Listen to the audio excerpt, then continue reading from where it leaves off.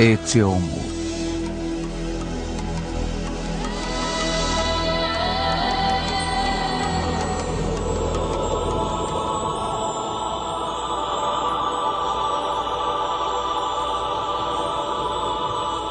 Casamento. Distribuição Sinapse. Versão brasileira. Áudio News. Para um homem e uma mulher que estão se preparando para iniciar uma vida juntos, a cerimônia do casamento é um rito de passagem. O portal para uma nova vida, que ambos têm certeza de que será muito feliz porque estão apaixonados.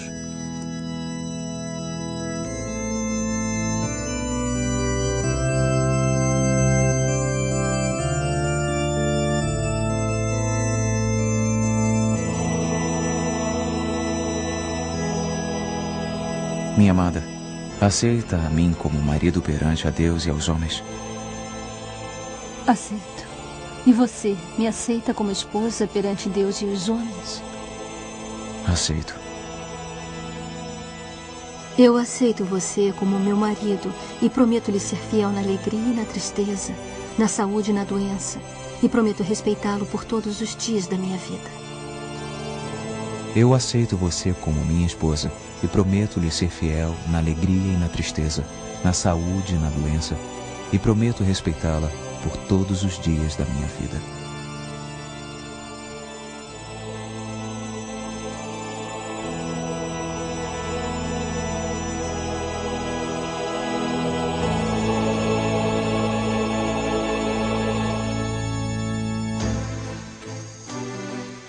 Com essa troca de votos, com essas palavras mágicas, o casal ingressa na vida de casado, que envolve muito mais do que a cerimônia do matrimônio em si.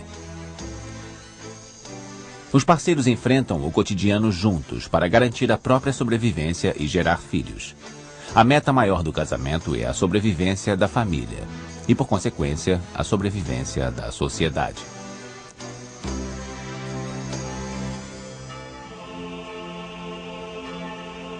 O casamento é também uma aliança, fundamentada em interesses econômicos, políticos ou culturais.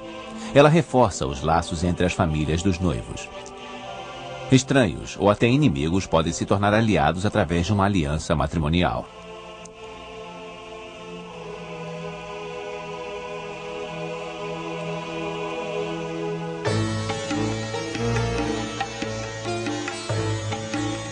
Cada cultura, com suas crenças e valores, desenvolveu um conjunto de ritos para celebrar a união de um casal.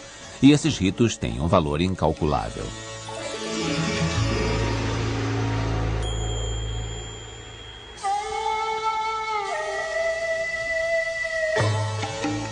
Um laço que só pode ser rompido pela morte. Uma estrutura para a vida lado a lado. Uma parceria em que cada cônjuge apoia o outro na batalha da vida.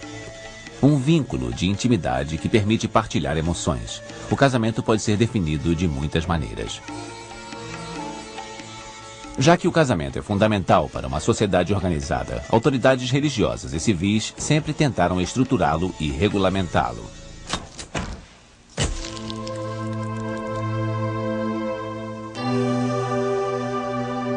Mas, atualmente, a própria instituição do casamento vem sendo posta em questão.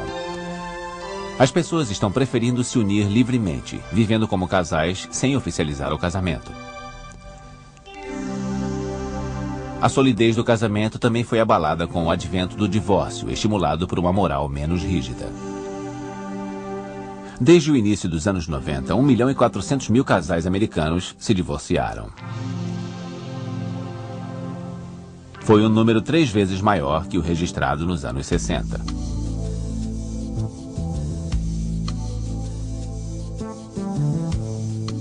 Será que o futuro do casamento está ameaçado? Desde que homens e mulheres começaram a formar casais, esses casais começaram a se separar. A história do casamento está ligada à história do divórcio em todas as culturas, de todos os locais, em todas as épocas. Mas o fenômeno do divórcio esconde um outro dado. No mundo todo, a maior parte das pessoas que se separam volta a se unir. Nos Estados Unidos, mais de 75% das pessoas que se divorciam vão voltar a se casar. O casal.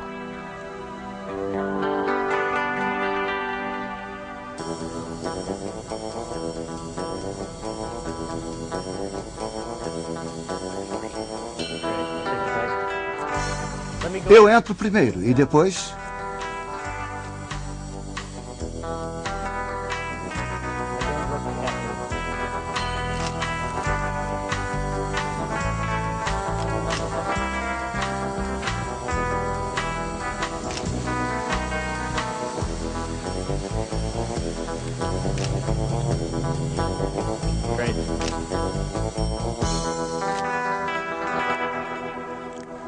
O conceito de casal já existia bem antes do casamento nos moldes que conhecemos hoje. No mundo inteiro, a maior parte dos seres humanos forma casais.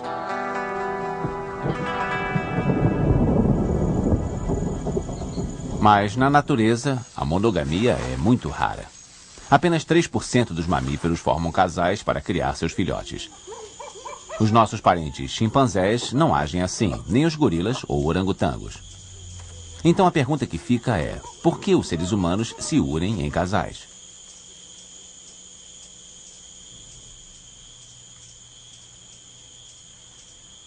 A minha teoria é que há milhões de anos, quando as árvores estavam desaparecendo, essa parte já é comprovada, não é teoria. Bom, nessa época, nossos ancestrais foram forçados a descer para o chão e a se apoiar em 2 pés e andar eretos para poderem carregar paus, pedras e armas. Nesse estágio, as mulheres passaram a ter que carregar seus bebês no colo, em vez de levá-los nas costas. E eu não imagino como essas mulheres, há milhões de anos, carregavam um peso de até 10 quilos em um dos braços, paus e pedras no outro, e ainda conseguiam se proteger e catar frutos para comer. Elas começaram a precisar de um parceiro que as ajudasse a criar os filhos. Assim, para as mulheres, era essencial formar pares, e isso devia ser conveniente para os homens. Há 3 ou 4 milhões de anos, um homem não teria como coletar comida o suficiente e proteger um grupo de mulheres, mas ele podia cuidar de uma só. Foi assim que a união dos casais se tornou fundamental para as mulheres e conveniente para os homens. A partir daí, desenvolvemos uma fisiologia cerebral que nos leva a querer buscar um parceiro e criar filhos com ele também.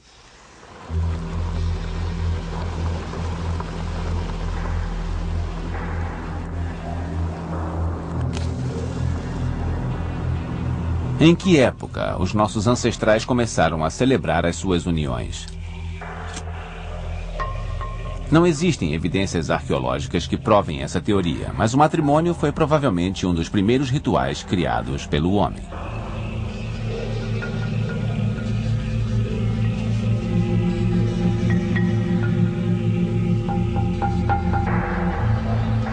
A meu ver, a evolução do conceito de casamento acompanhou a evolução do ritual em si, da linguagem e da capacidade de atribuir significado ao mundo à nossa volta.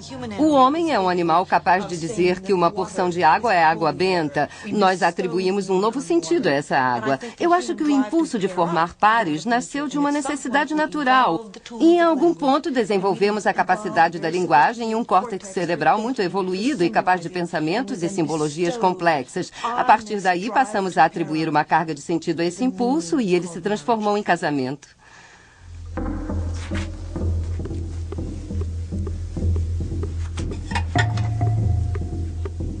Será que, no princípio, todos os casamentos eram monógamos, compostos apenas de uma mulher e um homem?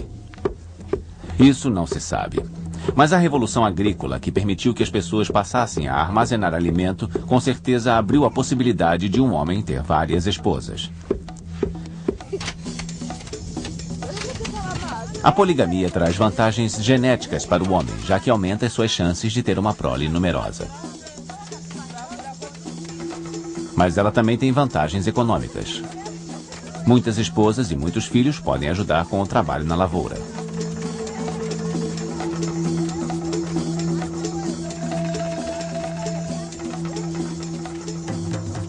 A poligamia existe sob 2 formas.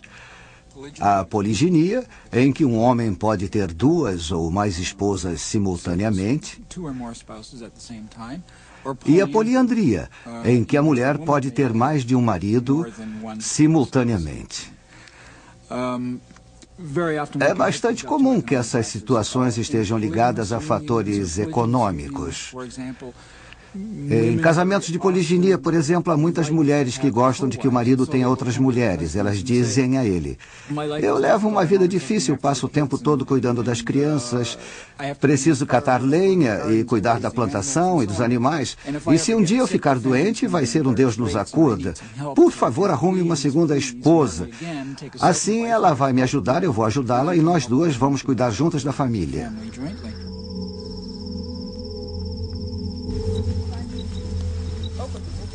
A poliandria é muito rara, ao passo que a poliginia é bastante comum.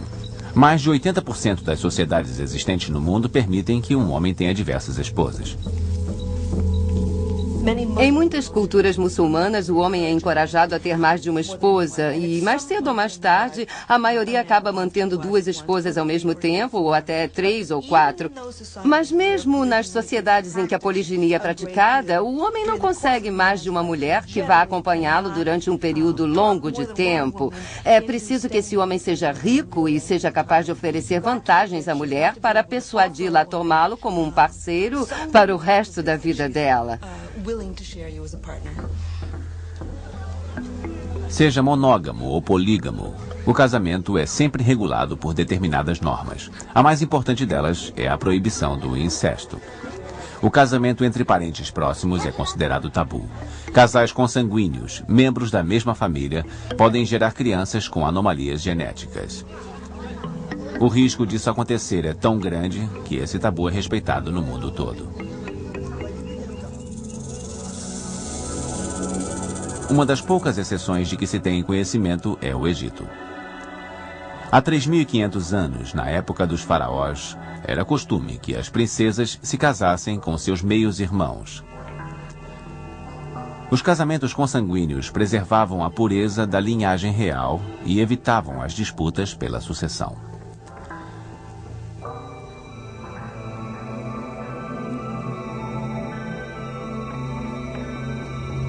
Além do tabu do incesto, existem muitas outras normas que definem com quem uma pessoa pode ou não se casar.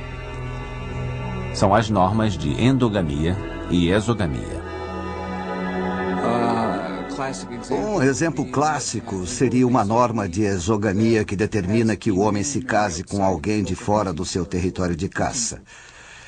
Ao desposar uma mulher de um outro grupo de caçadores, ele assume o compromisso de caçar para os pais dela por alguns anos, até que nasça um determinado número de filhos. Então ele pode voltar ao seu próprio território levando a esposa e os filhos. Dessa forma, eram feitos laços com outros grupos. Os homens ficavam conhecendo outros territórios de caça e, se enfrentassem dificuldades, poderiam se mudar para lá ou caçar para eles se estivessem passando por um momento ruim. As normas de exogamia trazem grandes benefícios sociais e as normas de endogamia também. Em determinadas sociedades do Oriente Médio, é preferível que o homem se case com a filha do irmão de seu pai. É um casamento consanguíneo, de certa forma, mas que traz vantagens por manter a riqueza da família dentro da própria família.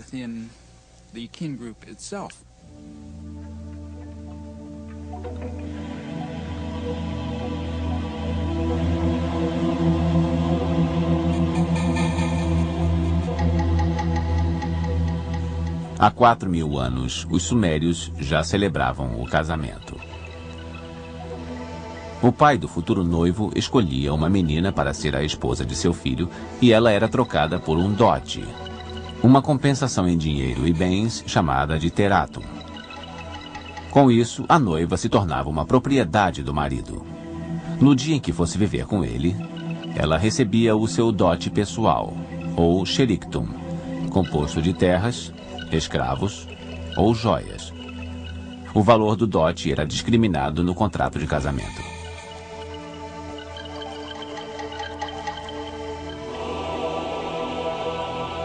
A instituição do casamento já soma milhares de anos de existência.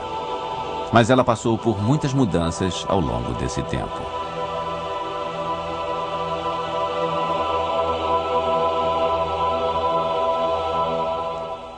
Casamento civil, casamento religioso.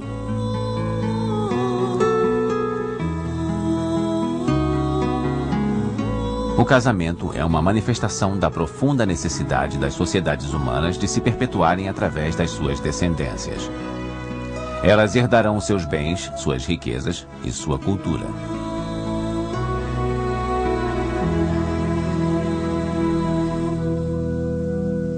No Ocidente, nos primórdios da era cristã, o casamento era, acima de tudo, um contrato que estabelecia acordos financeiros para reger a vida em conjunto do casal. Esse contrato tinha um valor legal. Ele possibilitava que se fizesse a distinção entre um casamento oficial e o mero concubinato. Mas nessa época, o matrimônio ainda não era um rito religioso.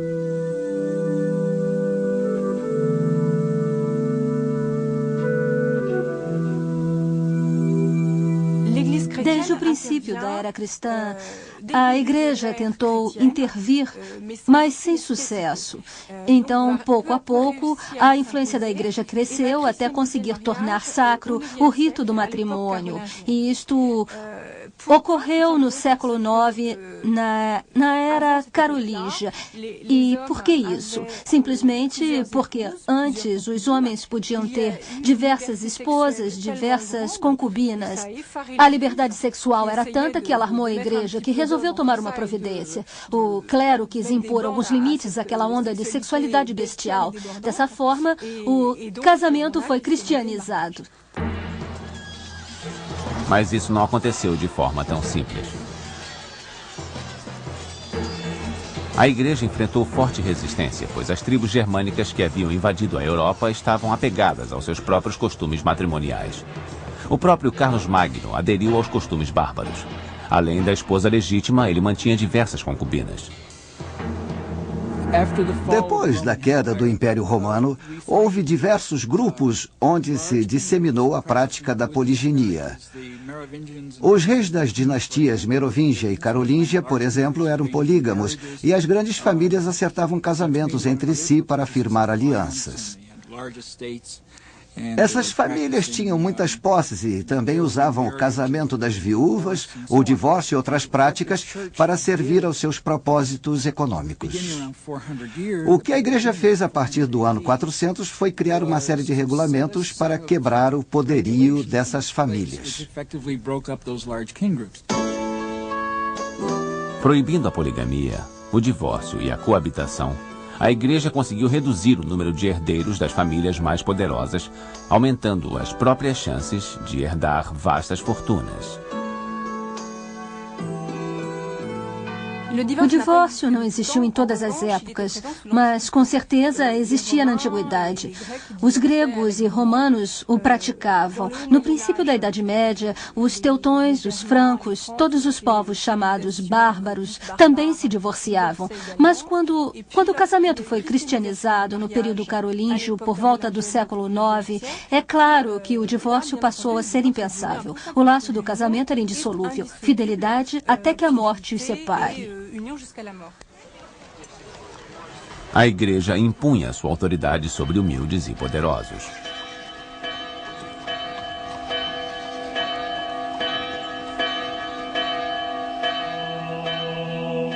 Ao final do século XI, o rei Filipe I da França desafiou o poder da Igreja Católica.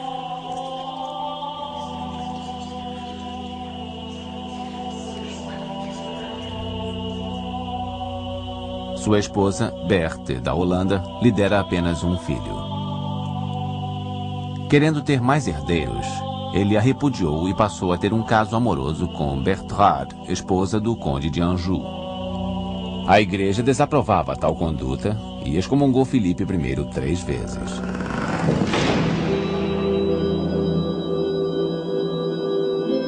O longo processo de cristianização do casamento chegou à sua conclusão no ano de 1199, quando o Papa Inocêncio III determinou que o matrimônio era um sacramento da Igreja, como o batismo. Mas na Inglaterra do século XVI, outro rei iria abalar os fundamentos religiosos da nobre instituição do casamento.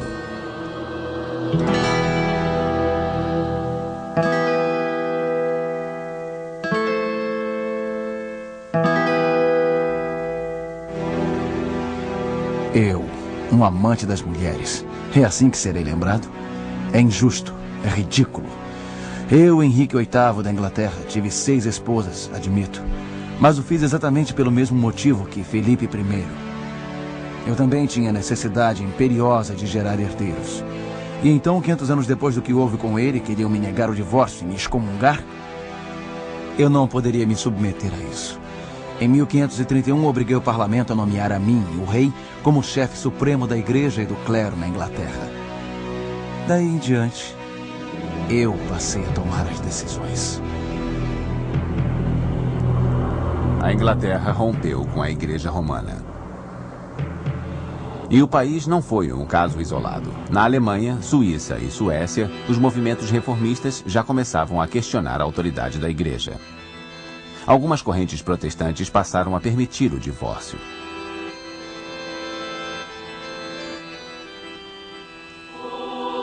A resposta da Igreja Católica não poderia ter sido mais direta. Em 1563, o Concílio de Trento definiu as regras do casamento e reafirmou a indissolubilidade dos votos do matrimônio. O divórcio era impensável. A autoridade civil, silenciada durante séculos, voltou a se manifestar com veemência durante o levante que ficou conhecido como a Revolução Francesa.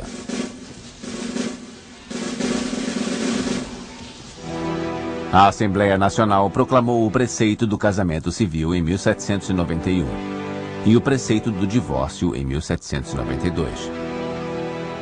A Revolução Francesa foi um marco crucial na história do casamento, pois foi nessa ocasião que o casamento civil e o divórcio foram instituídos. Na verdade, era muito fácil se divorciar sob a alegação de incompatibilidade de gênios. Como consequência disso, nos primeiros meses de 1793, o número de divórcios registrados se igualou ao número de casamentos. As pessoas se casavam e resolviam se divorciar dias depois, ao enfrentarem a sua primeira briga. Funcionava quase como uma brincadeira. Então, Napoleão pôs um fim a essa onda de divórcios. Ele proibiu o divórcio por incompatibilidade de gênios, mas o manteve em casos de crueldade, condenação por um crime grave e adultério. O imperador francês estabeleceu as regras para o divórcio em um documento que continua em uso até hoje, o Código Napoleônico. E ele próprio teve sua vida pessoal afetada pelas leis que regulavam o casamento. Afinal, ele também precisava de herdeiros. Em dezembro de 1909, Napoleão repudiou sua esposa Josefina para se casar com Marie-Louise de Habsburgo. Ela gerou um filho dele. Para sua infelicidade, Napoleão viu o reinado se esfacelar poucos anos mais tarde. Ele foi exilado e seu filho morreu aos 20 anos, sem jamais subir ao trono.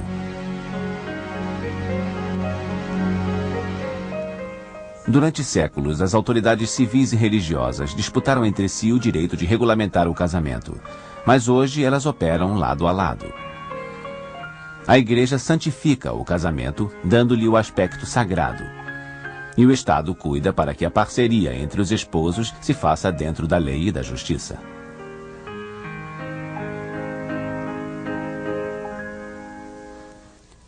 A cerimônia.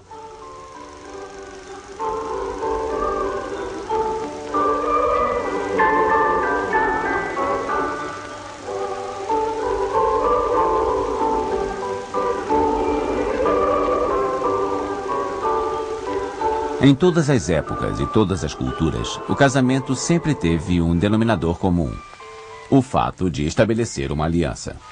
Pode ser um casamento civil ou religioso, celebrado regiamente ou ser simplesmente a assinatura de um contrato. Mas ele sempre estabelece uma aliança.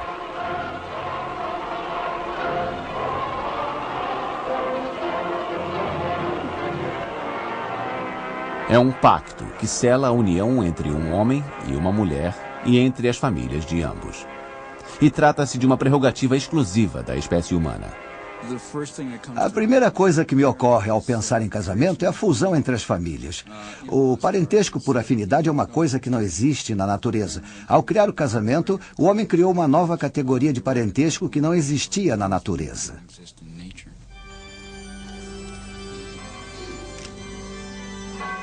Como todos os momentos importantes da vida humana, o casamento é marcado por um ritual, geralmente conduzido diante de testemunhas.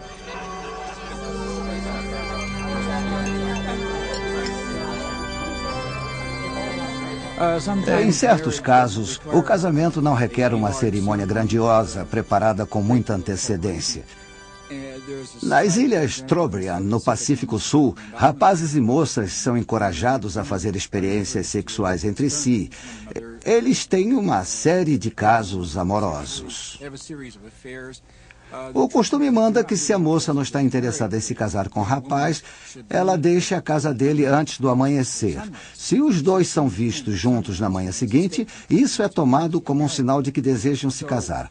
Para o casamento ser confirmado, é preciso simplesmente que a moça, com o consentimento do seu parceiro, seja vista na porta da casa dele ao amanhecer. Então a notícia se espalha rapidamente na comunidade. Se os pais da moça estiverem de acordo, levam inhames cozidos para os recém-casados e está celebrada a união.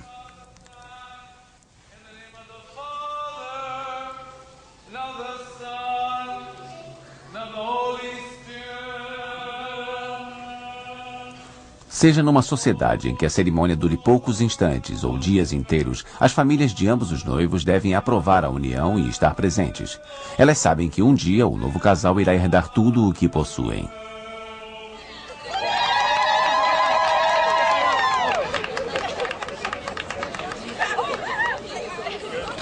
Por muitas gerações, o casamento foi um contrato social. Um contrato entre duas famílias e, acima de tudo, entre dois pais. O que importava era o crescimento da família. Os desejos dos jovens noivos não eram levados em conta. O casamento devia ser vantajoso economicamente para a família, trazer a sua ascensão social ou vantagens políticas. Ele era travado para preservar uma herança e também para proteger uma sociedade de excessos sexuais que poderiam levar à sua desagregação. Sim, no início o casamento era isso tudo, sim. Observando cerimônias de casamento em diversas culturas e religiões, podemos notar similaridades na simbologia atribuída aos gestos e adereços.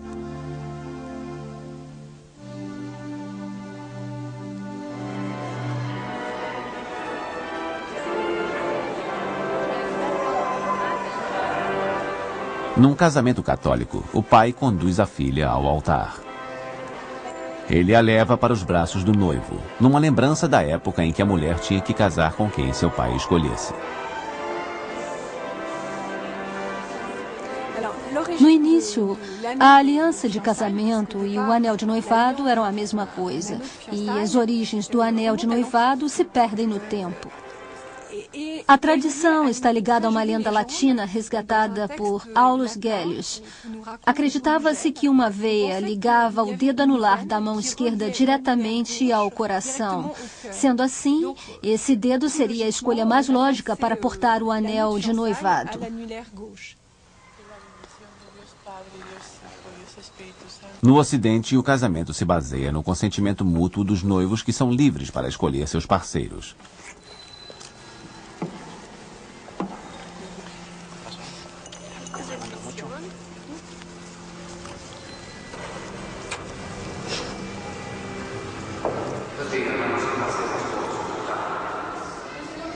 Em muitas culturas, entretanto, os casamentos arranjados são a regra geral. Os pais escolhem os cônjuges dos filhos, muitas vezes sem que os futuros noivos sejam consultados. Às vezes, o casal nem mesmo se conhece antes do dia do casamento.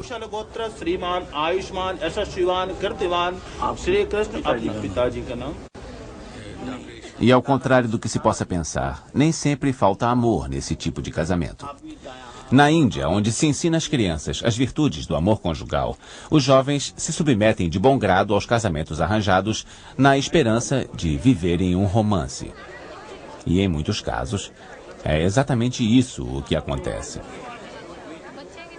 Os indianos costumam dizer: primeiro nós nos casamos e depois vamos nos apaixonar.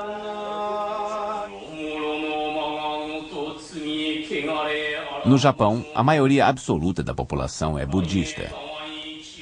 Mas os ritos de nascimento e casamento são cumpridos segundo a tradição shintoísta. O shintoísmo é a religião mais antiga do povo japonês e se baseia na veneração dos ancestrais e das forças da natureza. O panteão do shintoísmo abriga 800 milhões de deuses. Durante a cerimônia do casamento, o sacerdote shintoísta espanta os maus espíritos e pede aos deuses ancestrais proteção para o novo casal.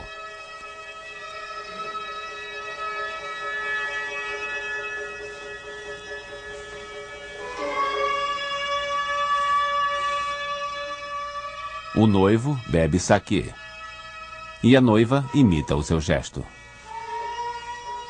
Depois eles trocam as taças para simbolizar a união do princípio masculino com o feminino.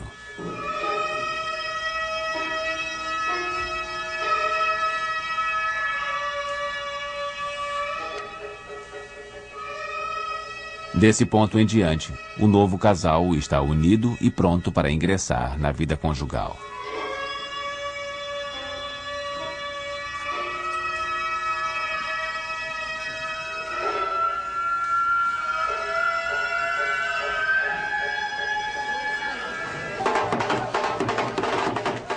Depois de encerrada a cerimônia, é hora de comemorar.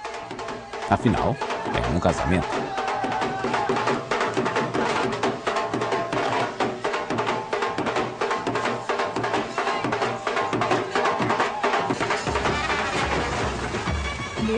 Os ritos do matrimônio não são restritos a uma classe social em particular. Se compararmos os casamentos de famílias abastadas aos das mais simples, encontraremos os mesmos elementos. A aliança, por exemplo, pode ser feita de ferro, de ouro ou simplesmente de palha.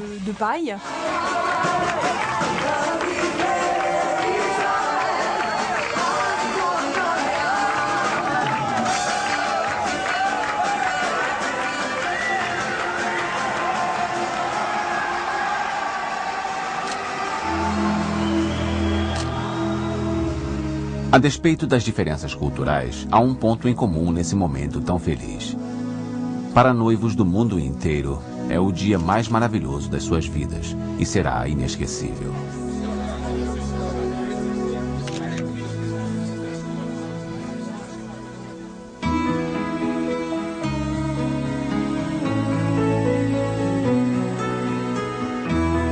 No mundo inteiro, casais juram honrar seus votos e cumprir as suas juras.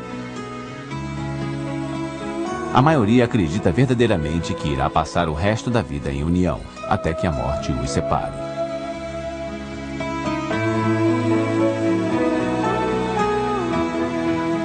Mas no mundo ocidental, 1 em cada 2 casamentos está fadado ao fracasso.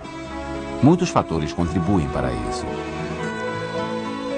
Dentre os mencionados mais frequentemente estão os problemas sexuais, a infidelidade, as brigas e a falta de comunicação entre os cônjuges.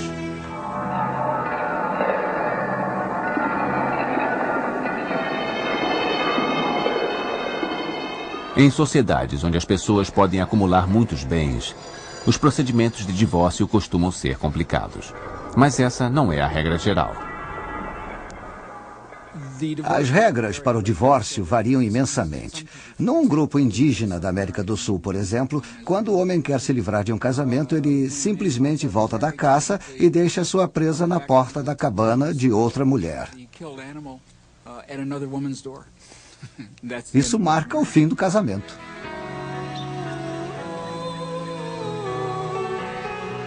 Hoje, novas realidades sociais estão levando o casamento a tomar rumos imprevistos.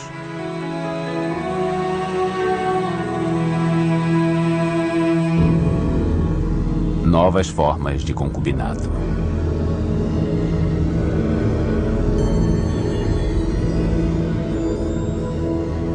Nas últimas décadas, surgiu um novo fenômeno nos países desenvolvidos. O casamento se tornou um bem de consumo. Uma indústria.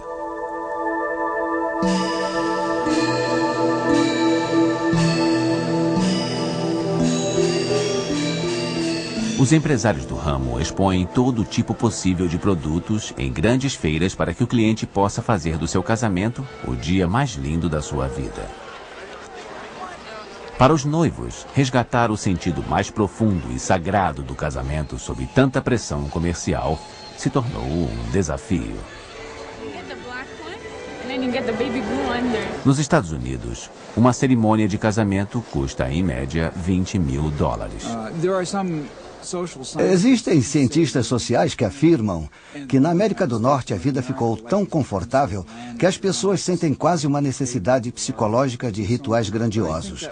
Mas, a meu ver, isso é só um sintoma de um processo mais profundo. O aspecto econômico está tão arraigado em todos os setores das nossas vidas que transforma praticamente tudo em mercadoria. Outro dia eu vi um anúncio que trazia uma montagem com Fred Astaire dançando por uma escadaria com um aspirador de pó na mão. Nem os mortos estão a salvo da comercialização imposta à nossa sociedade. É uma sociedade em que as pessoas podem comprar sua identidade através do consumo. Hoje em dia, os rituais são só mais uma mercadoria. Mas para algumas pessoas, o casamento continua sendo o que sempre foi. Um ritual. Uma cerimônia em que duas pessoas trocam votos diante de testemunhas. Nós nos casamos porque queríamos construir uma vida juntos. Acho que esse foi o principal motivo. Alguém pode alegar que não é preciso casar para isso. Mas trocamos votos no matrimônio perante a igreja. Você dá valor. Dá um sentido especial à coisa toda. E acho que foi por isso que nós decidimos nos casar na igreja. Para mim é uma questão de amor. É um amor quase perfeito, mas humano também. É tão perfeito quanto um amor humano pode ser. Porque resolvi me casar para celebrar o meu amor. Na minha cabeça e no meu coração eu já estava casada. Porque na igreja, diante de Deus, porque o amor que eu sentia era tão forte que eu me sentia enaltecida.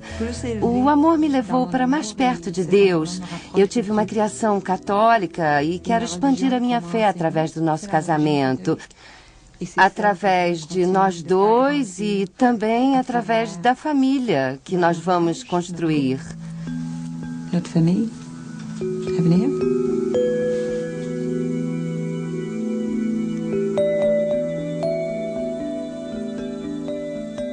Enquanto alguns casais se empenham em resgatar o sentido mais espiritual do casamento, outros não veem necessidade de se submeter a nenhum contrato para iniciar uma vida juntos.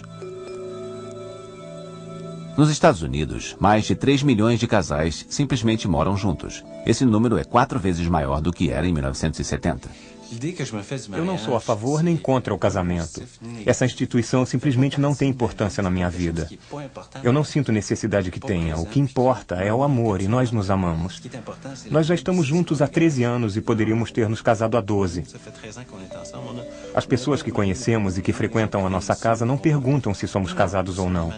Não existe uma expressão. Não nos sentimos pressionados pela sociedade. Eu amo Jean-Pierre e ele me ama. Essa é toda a garantia de que eu preciso. Ter um papel assinado não assegura a felicidade. A comunicação entre o casal, a relação com o parceiro, o amor e os filhos são o que importam a longo prazo e não um papel assinado.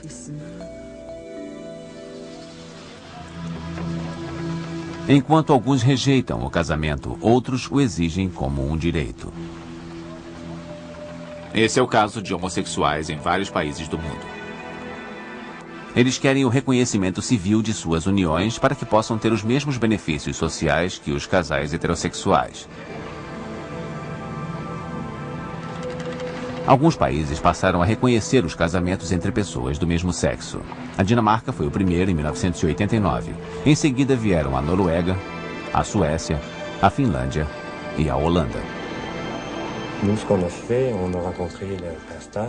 Nós conversamos com o pastor sobre cada detalhe da cerimônia e explicamos como nos sentíamos. E, depois de acertar tudo isso, criamos uma cerimônia para atender às nossas necessidades. Nós acrescentamos alguns elementos. No final, ela ficou um pouco mais extensa, mas o resultado foi muito mais comovente.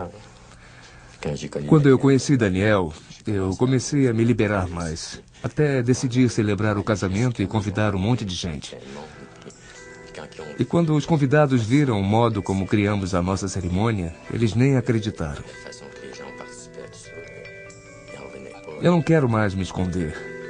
Eu quero que todas as pessoas saibam que nós temos o direito de ser felizes.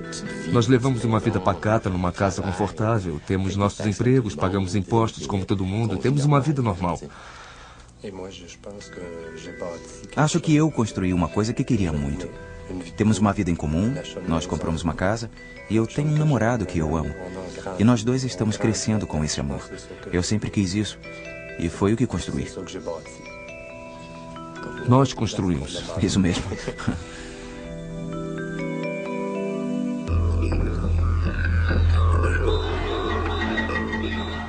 Embora certos sacerdotes concordem em abençoar casais homossexuais, essas uniões ainda despertam polêmica quando se trata de obter o reconhecimento do Estado e das autoridades religiosas.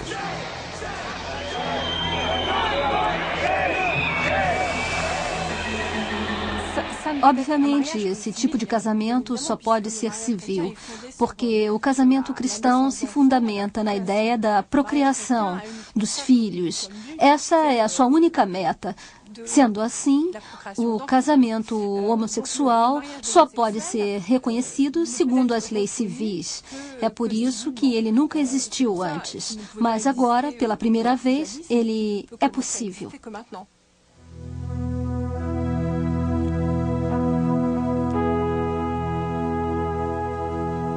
Homossexualismo, concubinato, mercantilização, divórcio. O casamento mudou muito desde a época dos nossos avós. Mas como temos feito desde que nossos ancestrais desceram das árvores, nós, seres humanos, continuamos a buscar parceiros. Para o melhor e para o pior.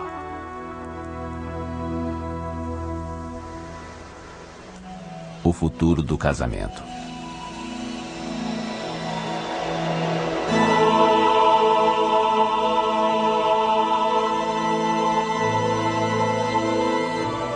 Em muitos lugares do mundo, o casamento foi durante um longo tempo uma forma de escravidão para as mulheres. Elas eram negociadas como se fossem bens, eram separadas de suas famílias e pessoas queridas. Confinadas em haréns ou usadas como animais para o serviço. Durante muito tempo, as mulheres foram vítimas de casamentos que não escolhiam. Mesmo na atualidade, 5.000 mulheres são mortas a cada ano na Índia por causa de dotes considerados insuficientes.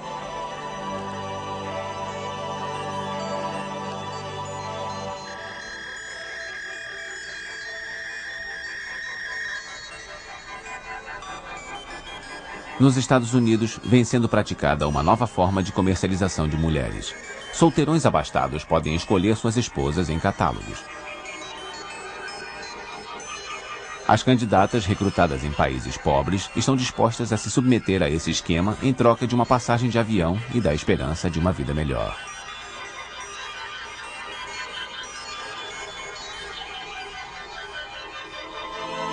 Apesar desses resquícios de barbárie, o século XX foi uma época de transformações radicais na divisão de poder entre maridos e esposas.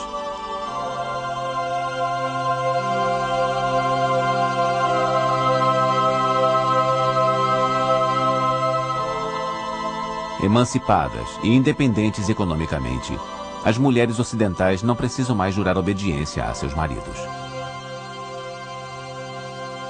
Eu acho que hoje em dia o casamento está se tornando mais interessante do que em qualquer outra época da história conhecida. As mulheres estão mais educadas, são mais interessantes e desembaraçadas. Hoje, tanto o homem quanto a mulher chegam ao casamento com mais a oferecer.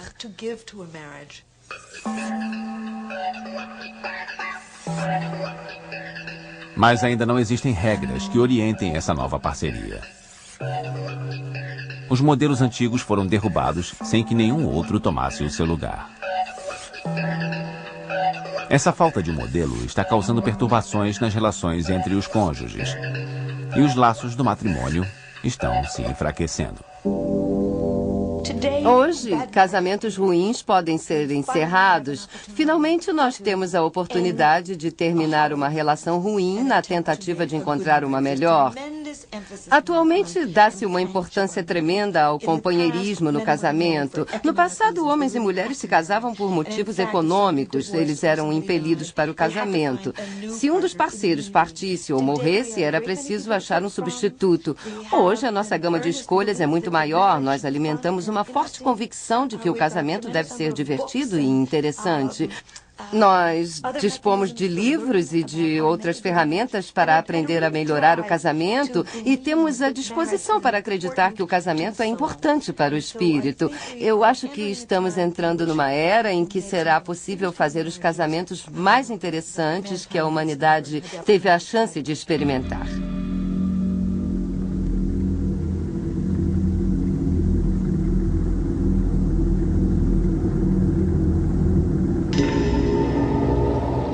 Diante da explosão do número de divórcios nos países ocidentais, muitas pessoas se preocupam com o futuro do casamento.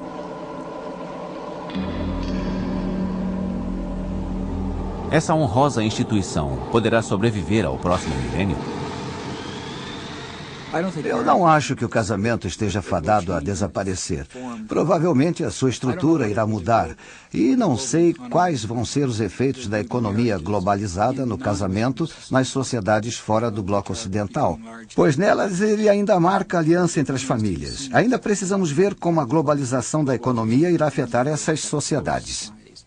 Eu acho que o casamento humano nunca vai desaparecer. A fisiologia do nosso cérebro determina a busca do parceiro e temos fortes mecanismos culturais que nos impelem a essa busca. Nós somos um animal feito para viver aos pares e enquanto a espécie humana sobreviver, existirá o casamento.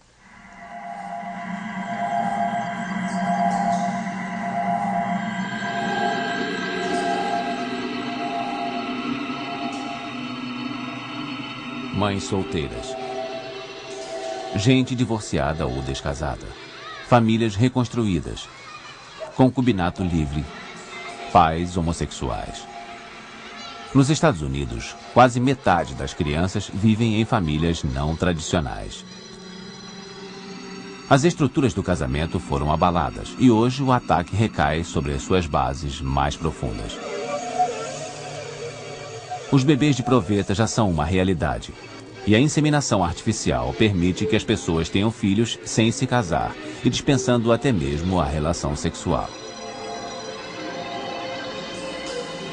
Com bancos de esperma e de óvulos, talvez seja possível até escolher as características dos nossos filhos, como a cor dos olhos, a altura e até o grau de inteligência.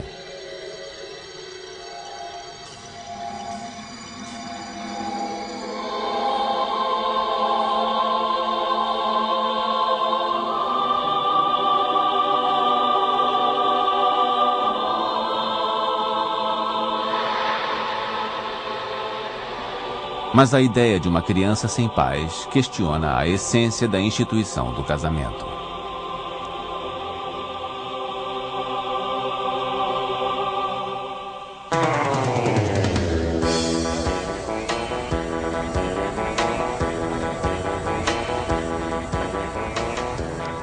Se é possível tomar o passado como base para prever o futuro, é provável que homens e mulheres continuem a se unir, seja através de ritos religiosos ou civis, formal ou informalmente. Nossas sociedades romperam os laços com as suas tradições e os ritos que marcavam nossas vidas do nascimento à morte estão em vias de desaparecer.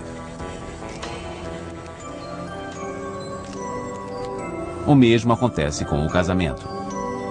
Hoje, quando dois jovens deixam suas famílias para iniciar uma vida juntos, não existe cerimônia para marcar esse momento decisivo.